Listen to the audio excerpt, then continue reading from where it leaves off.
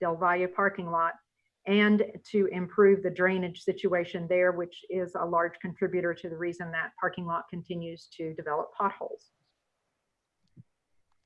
So these are some of the questions that I've received over the past couple of weeks and what we'd like to address this evening, and we'll go through them one at a time. Rather than read them to you here, I'm going to go to the next few slides where we talk about each of the questions in depth. So the first one, of course, and I won't belabor the first bullet point, but can we adopt a lower interest and sinking fund rate? Well, the answer is yes, you can, but there are risks to doing so. And you heard from bond counsel at our last meeting about the potential risk to the Board of Trustees if we don't fulfill the debt covenants that were included in the original bond order. But in addition to that, we still have $150 million of debt that we need to issue just to complete the part of the 2019 bond program that's within our existing debt capacity. If we don't fulfill our current debt agreements, there's a very good likelihood that our credit rating agencies, such as Standard & Poor's and Moody's, will downgrade our credit, making it more expensive to borrow money in the future.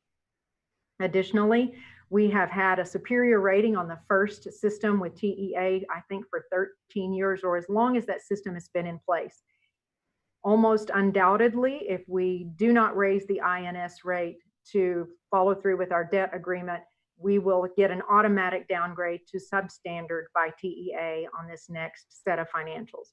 And then finally, in addition to the substandard rating, we will very likely lose additional points because we don't have a sufficient debt service coverage ratio. So those are some of the risks if we don't move forward with adopting the INS rate that's been recommended to support the debt. Question number 2 was, can we use debt service fund balance to pay for this year's debt service?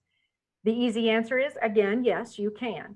So you can see at the end of the budgeted 2021 year, we're looking at estimated fund balance of $54 million. Now, that seems excessive, but you have to understand that our debt service payments are made in February and August of each year. So at the end of June 30th of next year, we have to have it on hand to pay the next year's debt service. And as you can see from 2019 to 2020, our debt service payment, the third row down, went from 35 million up to 45 million. So it's increasing by 10.2 just because of the most recent debt issuance. Additionally, the state, when they look at our local contribution or our local effort, looks at the tax rate levied by us locally. And then they use that to determine their funding for the next biennium. So whatever we do today or this week, it has consequences for 2 years of the next biennium. And then finally, the fund balance has to be sufficient to survive the loss of ADA, because as you've heard us talk about, we get EDA and IFA funding from the state to supplement our debt service. It's also based on the ADA, average daily attendance. And as we well know, our attendance is low, and there's a very likely case to be made that we will have less ADA this year. Now, the state is holding us harmless for ADA payments for the first 12 weeks of this fiscal year. But if we don't make up the 1,800 to 2,000 students we are missing right now, we will see an impact to this year's funding, which will make it more difficult to make debt service payments next year. And then question number 3 was, can we use investment earnings to pay debt service? This one is also a yes, but 2015's bond investment earnings were 12.3, and obviously we invested those monies and they had earnings over the life of the 2015 program. On the 2019 bond, we only sold those in January 2020, so we haven't even had a full year, but this is almost a zero interest rate environment. So the total earned through August 31st is 13.6 million. Of that amount, we have already spent 9.3 million on projects that I'll describe on the next page. So we have available 4.4 million. Now, the plan was, and we would obviously be bringing it back as we award the projects that we had shown you, but the plan was those unfunded needs not taken care of by the 2019 bond program would be funded through these investment earnings. So that's the Fuel Island, the Valle Verde portables, and the Del Valle High School parking lot, to the extent we can do the horseshoe and the front lot. We've always planned to phase that project just because of the magnitude, But obviously with 4.4 million left in investment earnings, we don't have enough to do the entire $6 million worth of needs. And so on this slide, you can see the various items that we have already funded through the investment earnings. It's the district-wide scoreboards for $2 million, and then the classroom furniture, the HVAC conversion, and the fire sprinkler at Desert Air, and I believe it was Tierra del Sol. So that was one bid package. And you may recall at the time that we were going to have to pull the roof off. And we brought it to the board and determined at that time what we would do is fund that and supplement the bond program so that we didn't pull the roof off once and then have to go back and do it again if we ever did convert to refrigerated air. So when we removed it and replaced the roof, we did all of this work at the same time. You might also recall that the city fire marshal had deemed Rio Bravo, Tierra del Sol, Desert Air, and several, maybe Constance Holbert, I believe, all of those had to have additional fire sprinkler systems installed because they weren't up to code at the time that we started invading the roof. So here's where you can see the 9.2 million that has been invested from the investment earnings we've earned on the 2019 and 2015 bond programs. Question number 4 was, can we reduce our operating budget and subsidize the debt service payment? Basically, this is the same thing as option or question number 1. You're still opting not to levy the debt service rate, and eventually you will have to be able to support the principal and interest payments on the debt. So if we don't do it now, then you can anticipate we will go from 3.925 is what we should adopt. If we don't do it now, we may end up at 0.5, our maximum, as the jump. So it might be much larger than it is if we do it in increments. And if we're going to try to reduce our operating budget or subsidize it from there, 85% of the budget is in people. And so when we start looking at areas of the operating budget we can adjust, there really aren't many areas, especially in a COVID environment. And I'll talk a little bit more about it in a moment. As I mentioned to you on one of the previous slides, our debt service, our principal and interest payments from last year to this year are going up 10.2 million. If we tried to find that in operating, it's simply not there in just operating cost. So we would have to look to positions. And 10.2 million, if you use an average cost of 60,000 for a full-time employee's salary, you're talking about 170 FTEs that we would have to find as vacant positions and eliminate. And I don't even know that there are that many vacant positions in the district right now. Question number 5 was, what other options can we consider? So as I mentioned, we have $150 million worth of debt left to sell. If there's any indication that we're not going to move forward, we need to stop construction today. And not only do we need to stop, we need to figure out where's the point where we can't continue. So can we build Bel Air High and build Hanks Middle and stop, not do the refrigerated air conversions that are towards the end of the project?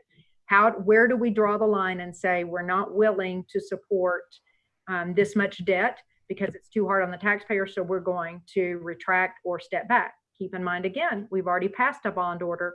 The voters have already approved it. So now we're talking about not only are we going to try to make this decision about levying the debt rate, but now we may not even fulfill the covenant with the voters that this, if you approve it, this is what we'll do. Some of the other ways that we can save on the bond program are to continue consolidating underutilized campuses. One of these we're looking at is the Indian Ridge at Desert View right now. It will save on construction costs, which mitigates some of the other COVID-19 impacts, which include the cost of construction materials. So as you can imagine, when manufacturing across the US has shut down, it's producing less materials. So the cost of obtaining those materials is more expensive. Concrete and steel are two big ones that our CMAR is telling us are going to be more expensive as we move forward. So just to deliver on the projects that are out there now, we're going to have to tighten our belts to be able to deliver them. So we will continue looking at underutilized campuses, especially when we have less and less coming back for face-to-face. Are there campuses that we might be able to temporarily put together so that we're not operating and opening every campus, which saves not only on regular maintenance and rehabilitation, but also perhaps on future construction or capital investment? Then we did in June of 2020 refinance some of our debt. There was the 2012, 2012A, and 2014 issuance. We took those out for taxable refundings and saved $49 million over the life of those bonds. And keep in mind, that's not $49 million that I got to put in our pockets today. It's more like refinancing your home. You save on the long-term cost of it, and so you save over time the interest expense on it, but you don't necessarily get a big pot of money put in your pockets on that day.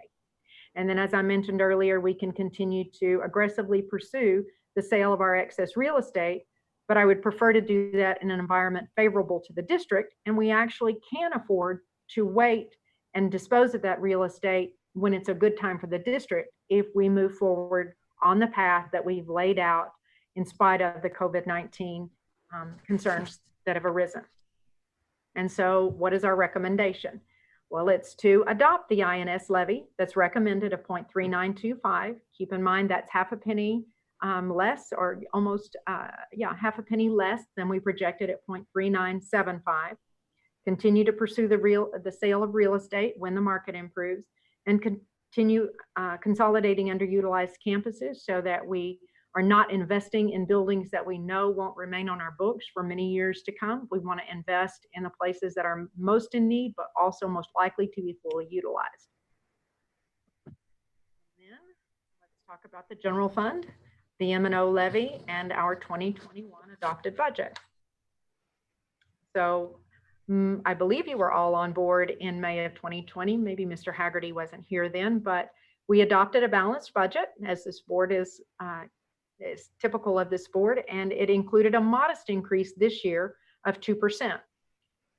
In March, we experienced COVID, and it's already producing unexpected costs for PPE and technology. So what we've done in the current operating budget is we have reallocated $1 million from bus and white fleet replacement, as well as $1.2 million from travel and hospitality to support those unexpected costs in PPE and technology. Keep in mind that we've always had one device per student, but we're also in a refresh year. So we had devices that needed to be pulled back because of age and functionality and replaced with new ones. Additionally, our pre-K through second grade babies didn't have technology to begin with because we typically have them for face-to-face instruction, and we'd prefer that over the technology. But because of our second 4-week waiver, it was required that we get those devices into their hands. And then we invested another $600,000 in the hotspots to make internet available to those homes that didn't have it and wouldn't be able to access their remote courses. And then finally, as you know, and we'll talk a little bit more about in just a moment, the district has been strategically using fund balance over time to complement the bond programs. We've used both fund balance and investment earnings to do that because we recognize that our needs are almost infinite and our resources are definitely finite. So here we have the 4 questions, and one of them is really a repeat of a question that we addressed earlier in the debt service. Rather than talk about them here, let me just go directly to them, talk more about the responses. So can we use fund balance to pay for debt service or for operations so we don't have to raise the tax rate? We can use fund balance to pay for debt service. We can use fund balance to pay for operations, but I want to talk a little bit about what fund balance really is. So essentially, if you look at the bottom box, not the average monthly payroll cost, but the one just above that, it's basically taking all of your current resources, paying all of your bills, and then saying, now I've got fund balance. Well, we're not typically going to do that. And even if we did, we can't continue to operate and not accrue liabilities. So we have told you many times that we need 60 days worth of operating expenses in fund balance to cover our bills in case something catastrophic happened and we wanted to continue operating. On the very bottom line, you can see that right now, based on our fund balance at the end of 2019-20, we're at 56 days of coverage. That's less than the 60 days recommended, and it's less than where ideally we should be. Our average monthly payroll cost is $28.8 million. So you can see that we don't have a lot of fund balance. And when we talk about fund balance, I'm talking about unassigned, which is highlighted above. We don't have excess unassigned fund balance. We've been very strategic about how we use it. And I can talk a little bit about the history of the fund balance. So you can see when we talk, there are 5 categories actually of fund balance. There's non-spendable inventories, and the reason it's non-spendable, we talked about before, is because it's our inventory in the warehouse. It's not something that's cash. It's goods, it's nuts, bolts, air conditioning systems, those kinds of things. Then there are restricted fund balances, and those are typically in federal funds or construction assignments, things like that. So it's not accessible as cash. We have amounts committed. Those are also related to construction or to contingent liabilities, like when we have damages or things like that, that we set aside monies for. Assigned fund balance means that's assigned to purchase orders and things like that that are outstanding on that date that we know are imminently payable. And then there's unassigned. And unassigned is the most liquid piece of fund balance. It's where we look to for our 60 days of operating coverage. And so from 2016 to 17, our fund balance was 69.3 million. It dropped to 63.9 million in 2017-18. And that's when we invested in the ABM HVAC system. We put 14 million in, we borrowed 7, and we paid 7 from fund balance. In 2018-19, you see a big kick up to the 78 million. And the reason for that is we knew we were going to be selling bonds in 2020, or we anticipated that we would be. So as a result, we reclassified those expenses with the board's approval that we talked about a moment ago in investment earnings. So we took 9 million that we were going to pay for from the general fund, and we moved it into investment earnings with your approval in order to protect our fund balance, to show that we had more than 60 days coverage, to give us strength with our credit ratings and strength with our investors, so that we would have a favorable result as we went into the January 20 bond sale. When you look at our unassigned fund balance at the end of 2020, you can see that we are down to 64.3 million.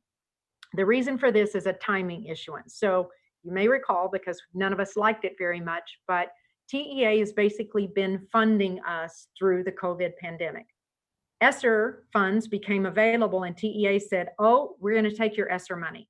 And so we immediately incurred this liability, and we booked it this year, where we're not going to get our ESSER funds immediately because TEA has been giving it to us. Now, what happens is next year, we get to bill against the ESSER grant because they offset each other. So we have a big downturn in fund balance this year, which will be equally offset next year, which puts us basically back at about 70 million in fund balance. So that's where we anticipate we'll be, which just barely gets us to our 60 days of coverage if everything goes as planned and we're able to operate this year and take care of our PPE and some of those unexpected technology needs. So now moving to question 2, can we reduce our operating budget and use the savings for debt service? This is related to, yes. Can you go back to the last slide, please? Yes, sir. Here? I apologize. I keep reading about TEA and the state and how they're going to fund going forward. Do we have any degree of confidence that we're actually going to see this money next year? So because it's federal money, we know that the feds are going to give it to us, right? And they're not giving it to us till this year. What's happened is TEA said, we know you're getting it and we've been paying you. You're going to have to give us back that money. So because they said that and we know it, we've already booked it, which is why you see the big downturn in our finances this year. What's odd about it is that ESSER is still there. TEA is taking it back from us on the TEA side, but the federal side is still there and we get to draw against it this year. So it's convoluted accounting at best, but yes, the feds are going to ensure we get that money and we will get to draw against it. And I have no doubt that TEA is not giving us any more because they know we're getting the ESSER money. Okay, thank you. You bet. All right, so moving along to this question. Basically the same as we saw on the debt service side. Can we reduce operating and use the savings for debt service? You can, but you're delaying the inevitable. You are eventually going to have to levy the INS rate, or we can't pay the principal and interest payments that are due. We would have to find it somewhere else, and then you can't sustain it. So are you always going to operate with reduced operating money? Are you always going to keep this massive reduction in staff? It's just not sustainable. So it could be done in the short term. It won't last. And the impact down the road, kicking the can down the road, makes it much more painful when you do take the INS rate to where it must be to support the principal and interest payments on the debt. And then question number 3 is, can we adopt a lower M&O rate to offset the INS rate increase? So interestingly, the way this works, because for every dollar out we get from our local community, we get state matched money. And if the local effort is not sufficient, the state says, we're not giving it to you. If you're not willing to support education locally, then we're not going to give you EDA, IFA, and ADA. And if we look at the calculations alone, if we take 1 penny off of our tax rate, we lose $745,000 per year, right? So 1 penny is worth $745 of our local property tax money. The state takes away another $1.7 million from us based on our lack of local effort. And so we technically, for every penny reduction in our local tax rate, lose $2.5 million per year total. So can you? Yes, but again, what are we willing to cut from the M&O budget to make this sustainable? And the only place to get it is positions, when that's 85% of your budget. And then what other options can we consider? So as we mentioned earlier, when you consolidate underutilized campuses, not only are you stopping the flow of money into a building that is probably not worth investing in, but you also stop the operating costs, so that you have the utilities, you have the staffing, you have all of those things. And as you well know, we don't have a single consolidation yet where any employee has been let go. They may move, and we do consolidate of positions, but we do it through attrition. We've not yet, and I don't believe we will, ever eliminated positions due to consolidations and not placed employees in another position that's comparable to the one that was consolidated. So we managed to save money, protect the employees, and stop the operational drain on our budget. We will continue right-sizing the district. And so where we know that we have duplicate positions, or we're not matching the staffing ratio, or we're providing extra administrative support, as those positions naturally vacate through attrition, we can continue to right-size the district. We've also talked about, and it's a possibility, that you could raise the staffing ratio. I believe it's 24.5 now, from that to 25:1. That's on the table, but it's not something that we are ready to pursue yet. And then obviously continue to sell excess real estate. What you do with the proceeds from the real estate, I would always recommend they go to capital, because they're one-time revenue generators and they don't last every year. So you don't want to say, well, we've sold that real estate, let's add personnel, or let's add, something that's going to operationally drain your budget. You would invest those typically in the capital side of the budget, but those options are available to the board. And so what's our recommendation? Again, to adopt the recommended M&O levy of $1.05, and keep in mind this is a reduction from last year's M&O rate of $1.06. Let us continue consolidating the underutilized campuses, alleviating the need for improvements and repairs in buildings that we know are not going to continue to serve the district, as well as allowing us to decrease operating expenses. Continue right-sizing the district. We can consider raising the staffing ratio, but that's not necessarily one that you have to pursue. And then obviously sell the excess real estate as it becomes available. And as the market improves, I'm sorry. I would like to point out, and I think it's probably important for us to realize, that we've talked a lot about Ysleta being an aging demographic area, and that we have been a declining enrollment area for some time. We did the analysis today because I wanted to go back and look. And quite frankly, at least 12% of the population residing in the Ysleta district supporting this tax increase are retired or over the age of 65, and they suffer no impact from this. So their levy, their property tax bill, is frozen. So regardless of whether their property tax value increases or the rate increases, they don't experience an increase in their bill. So the people that are supporting it are the younger generation with the children attending school, who likely voted in the election for this bond program. And with that, I'm going to stop sharing the presentation and give you an opportunity to ask me. Stop it. Anybody have any for Ms. Lindy? I do. Okay, go ahead, Mr. Ramirez. Thank you. President, Ms. Leeper, thank you very much for the presentation and the update. One of the things is the elephant in the room is the top discussion on consolidating underutilized campuses. And I'm pleased to hear the Indian Ridge Desert View discussion. The Bel Air Learning Community has a couple of underutilized campuses, certainly Riverside area. And we need to address those and address those quickly. And I think that's a discussion worth having. If at all possible, too, I keep hearing anywhere between 1,500 and 1,700 kids that we no longer have as part of our district. I think some of those students will be coming back once we reopen the doors to our campuses. Let's be real honest, childcare is a huge issue for our parents, especially working parents who had to go back to work and had no other options. And I understand that, but quite honestly, a true public school education doesn't come better than at YISD. And so, when our doors open again, I certainly invite all parents to send their children back. But I think we need to talk about the underutilization.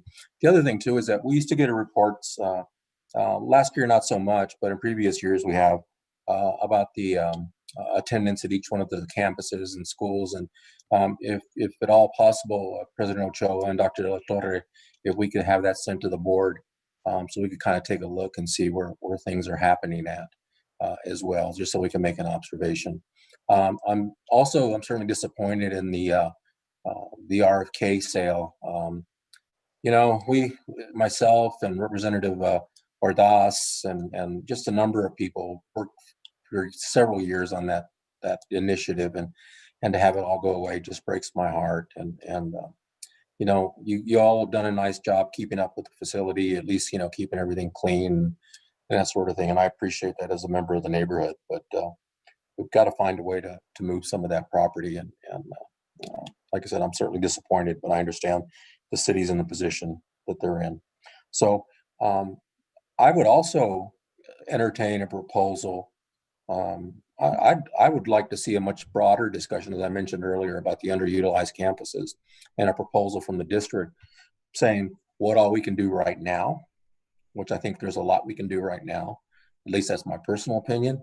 And then the other thing too is that what can be done, say in January, and then what can be done in the following school year. So there's just a few thoughts. And finally, to my fellow trustees, so I can say this in public, this board, whether you were on the board or not, this board made a financial commitment.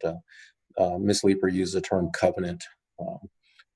We went out there, we asked people to vote, support things, and they did, and we have a responsibility to pay our bills. So thank you very much.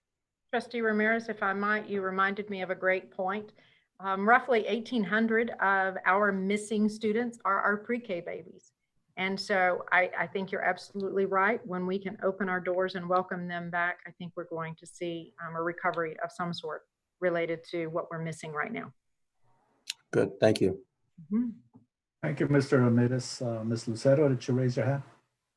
Yes, then I just wanted to point of clarification. When we previously spoke about the elderly or the ones where they have the homestead exemptions due to age, it was understood that while their taxes are frozen, say for example, their property is capped at, let's just say for argument's sake, at 100,000, then that's what they'll get taxed on. But that doesn't mean they're not going to continue to pay taxes if in fact we are adding another burden to the overall tax base. I think I'm a little confused on that part, because now there's like 2 or 3 different answers. That's a fair question. So we actually talked a little bit about that. And can't hear me? I'm not muted. Can anyone else hear me? Yes. You can't hear? So I'll answer your question, and then I'll respond to you privately after the fact.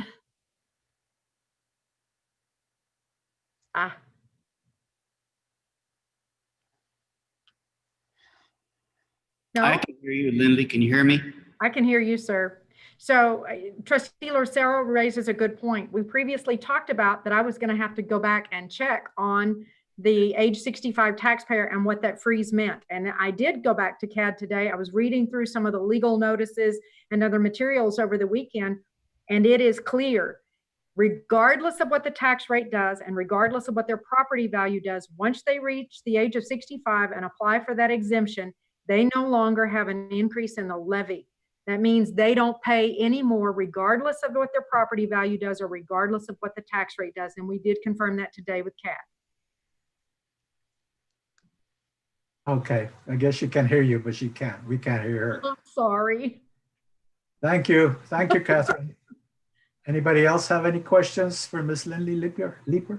Mr. Rosales.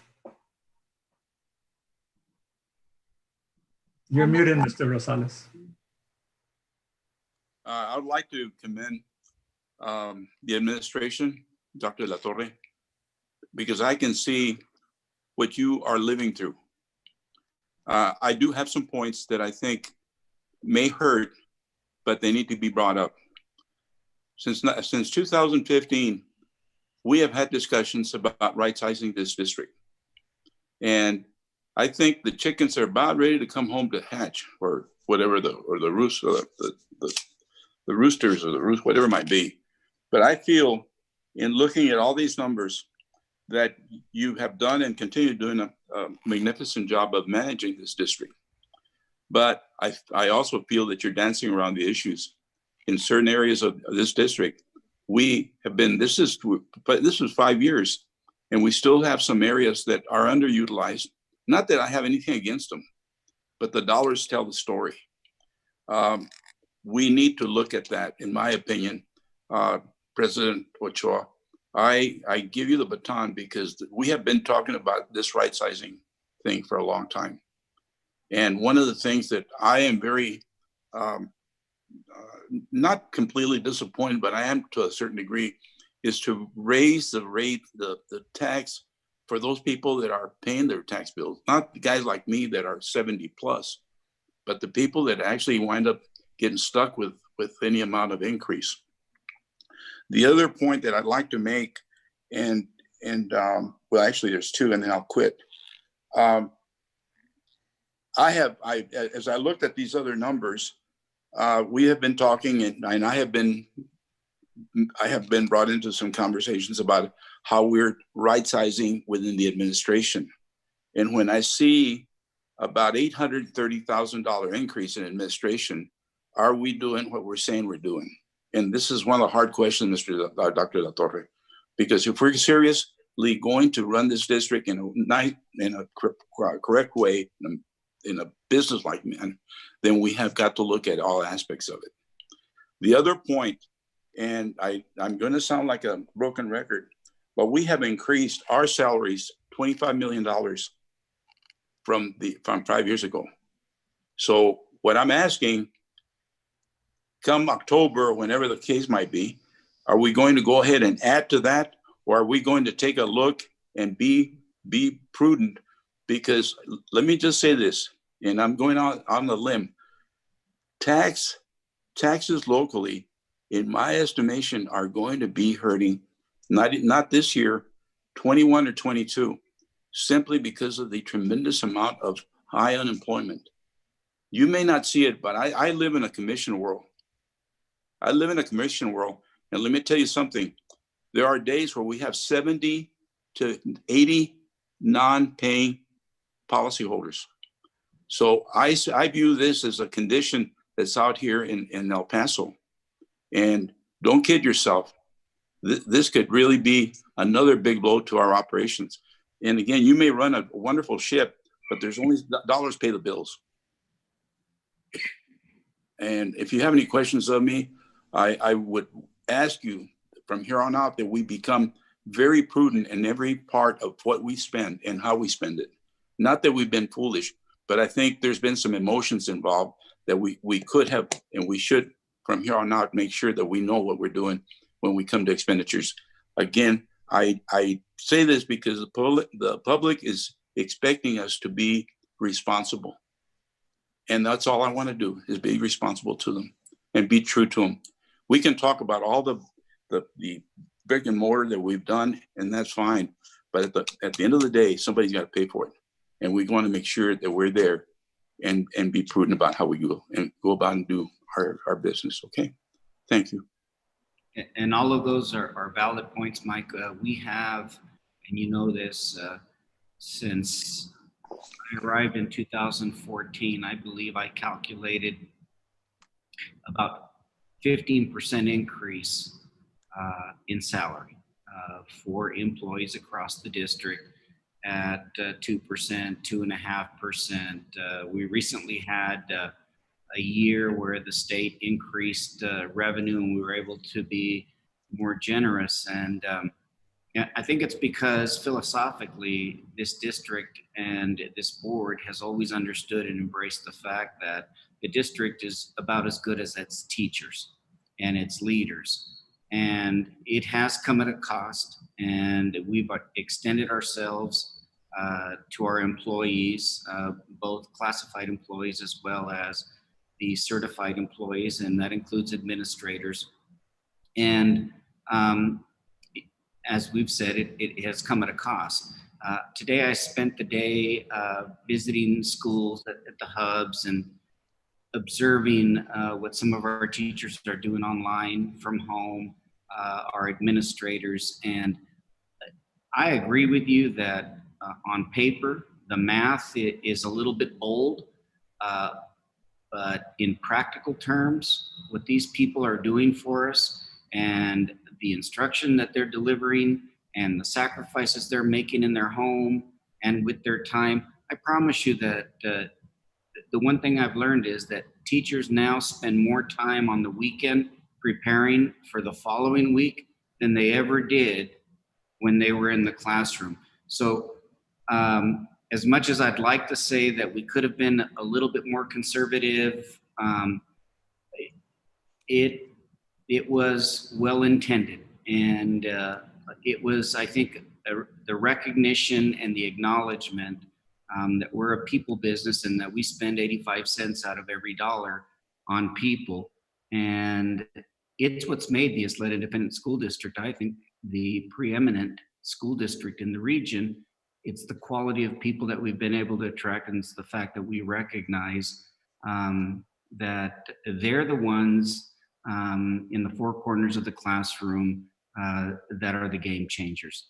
And I think we can find a way. I've got the best, obviously the best CFO, COO in the state. I've got a great team. You've all been incredibly supportive. The way we work together, we're going to be okay, but we just have to, as you've said, we have to make some difficult decisions. As Mike has said, or excuse me, Ysleta has said, the elephant in the room is we've got some schools that we really need to take a look at. Lindley and the rest of us, we have some ideas. We think it's going to save significant revenue in the district, but we want to work through it with you. But we have a way to really, I think we call it right size the district, but also mitigate COVID-19. And I completely understand that in the world that you live in, where it's, you know, commission-based or production-based, that some people may think that teachers are out there staying home getting paid, but they are working harder now than they've ever worked in their career. I can promise you that. Let me just make at least just say this. I have no qualms or question the leadership or the work that our teachers do. None whatsoever. My issue is that when I see, and these are numbers that were given to us from 18 to 21, our revenues are 7%. Our expenditures are going to be 8%. And correct me if I'm wrong, Ms. Leeper, but when I see that, it brings something that we need to look at. We're not saying I have, as a matter of fact, this afternoon I had one of our teachers go by the office, and I have no questions about the dedication and the tremendous efforts that they make, especially now. This is something we've never experienced, but by the same token, we have to pay the bills and we got to be responsible to everyone. So some of these areas that have been kind of looked, shall I say, we haven't really addressed, and we've got to make sure that we start addressing. Because every school is costing us, what, about $1 million? At least. So how many of these can we do away with in order to have a little bit of more flexibility? We have I some, know. we have some ideas that would generate close to $4 million in a Thank very. you for your time. I didn't mean to. No, that's fine. I get, there's a sense of urgency on my behalf. And please don't think that I think that we're doing a lousy job. On the contrary, but the question is always, who's checking the checker? Right. Thank you. Thank you, Mr. Rosales. Ms. Lucero again? Or I was gonna say, Mr. yeah, Haggerty? you guys can hear me now. I think it was understood when we did, with the funds that came in from the state when they reformed HB3 the previous year. I think it was understood that we were going to be able to do a couple of raises, this last one being not as large as the previous one. But I think it was understood, due to all of the circumstances that we currently face and that we will be facing, that it's not something that's going to always occur. But I appreciate your knowledge, Trustee Rosales, regarding finances, and I think that it's extremely valuable, your input as we move forward. But I think also that the small raise that we were able to give our teachers and our employees without knowing what kind of impact this year was going to be, I think that it also gave them at least a little bit of hope and increased their literal bottom line for during this horrible year that we're all facing. Okay, Mr. Haggerty? Thank you, sir. I just had a quick question. I was wondering how much we spend on outside consultants and external services.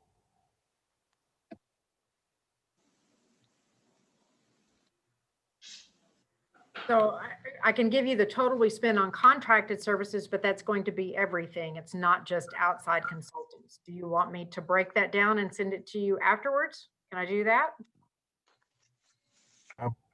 Sure, that'd be fine. And then I guess maybe right now your ballpark figure.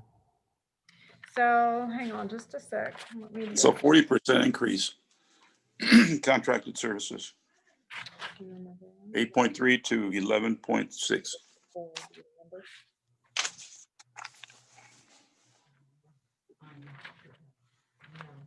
And I guess what services are those besides for specific to the bond, of course? Okay.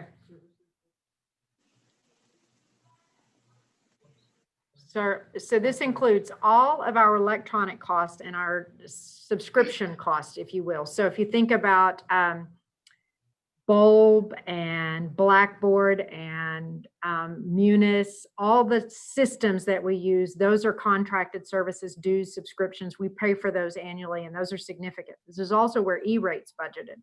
And we have to allocate 100% of what E-rate's going to cost, even though we get an offset in revenue, which is in a federal fund. So this is all of our district subscriptions to all of the technology services that we have, and they are significant. And that's the bulk of what this line is. But I will get you just the breakdown of consultants so that you can see those as well. Thank you. Absolutely. Any other questions for Ms. Leeper? No. Thank you very much, Ms. Leeper. My pleasure. Okay, we'll move on to have any other presenters? Dr. De La Torre? I believe the next line item is it Champagne? Yes, sir. Yes. Champagne with us? Hi, Champagne. Good evening, board president, board members, Dr. De La Torre, and all wonderful co-workers. Good evening. This is Champagne. Any questions for Ms. Champagne? No, I think you're good. Thank you so much. Thank you. Thank you. You take care. Thank All you, everybody. Well, thank you. We will now discuss agenda items as listed in the posted notice of the regular meeting of the Ysleta ISD Board of Trustees for September 17, 2020, and related recommendations, motions with the superintendent and executive cabinet, and receive responses to questions and or requests for additional information through the superintendent in preparation for deliberation and action at the September 17, 2020 regular Board of Trustees meetings. The consent items as follows. Minutes of number 1, Board of Trustees, Board and PFC meeting by video conferencing agendas, June 17, 2020, 6 p.m. Minutes of Board of Trustees, Board of Workshop by video conferencing, June 17, 2020, 6 p.m. Minutes of number 3, Board of Trustees, Board Workshop by video conferencing, August 24th, 2020, 6 p.m. Minutes of number 4, Board of Trustees, regular workshop by video conferencing, August 24th, 2020, 6:30 p.m. Number 5, minutes of Board of Trustees, Board Workshop by video conferencing, July 14th, 2020, 6 p.m. Number 6, minutes of Board of Trustees, Special Board Meeting video conferencing, August 7th, 2020, 6 p.m. 7, minutes of Board of Trustees, Board Meeting by video conferencing, August 27th, 2020, 6 p.m. Okay. Number 8, monthly financial update as July 2020. Number 9, budget amendments requiring board approval. Number 10, 2020-21 district and campus improvement plans and targeted improvement plans.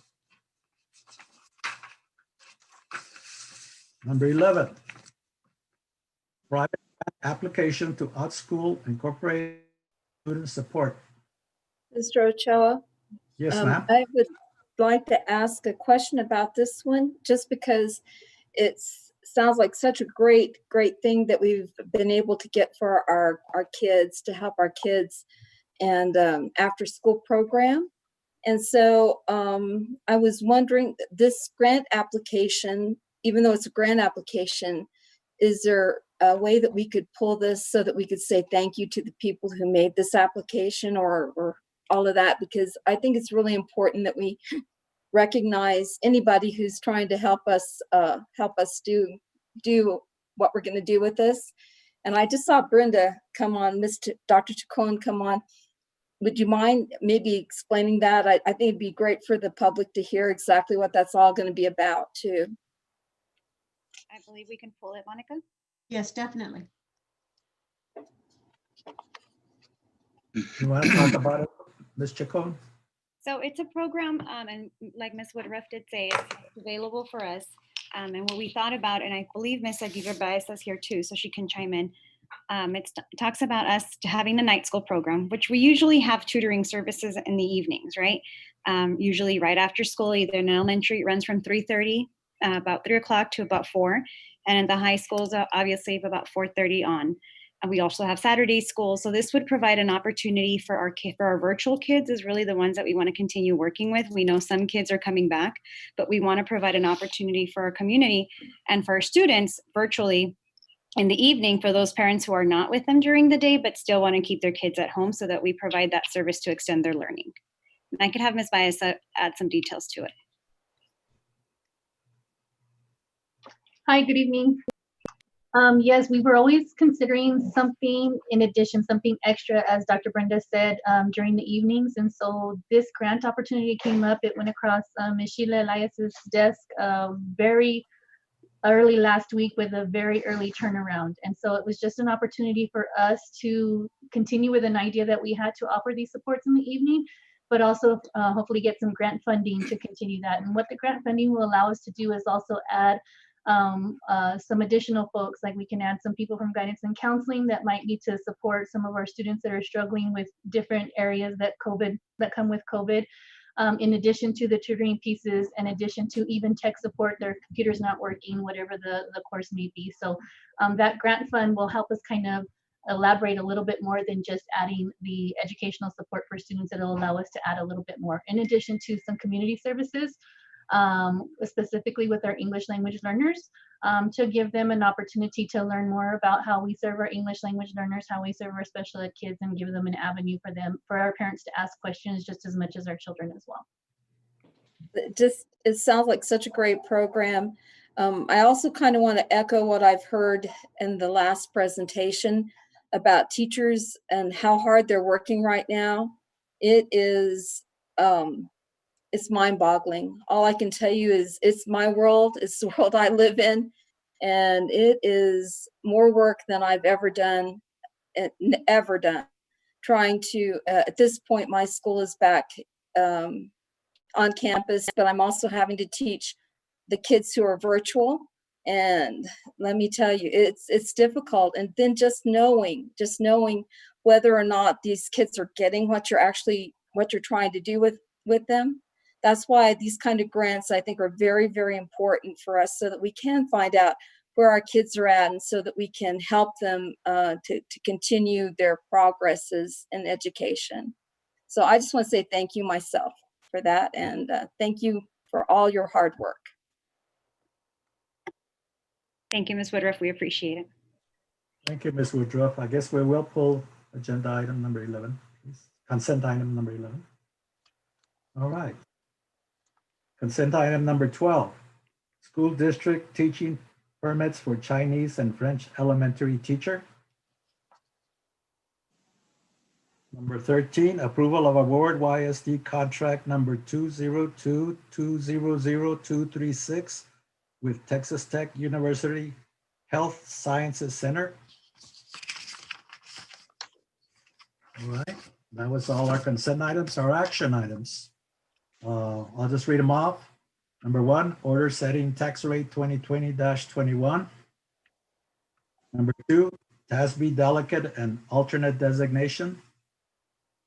Number 3, phase 1 solicitation bond 2019 RFP-02 BP 1905 Hanks Middle School.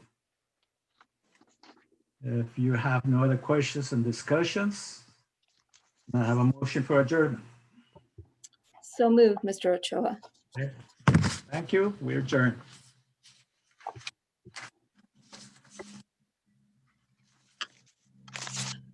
You all.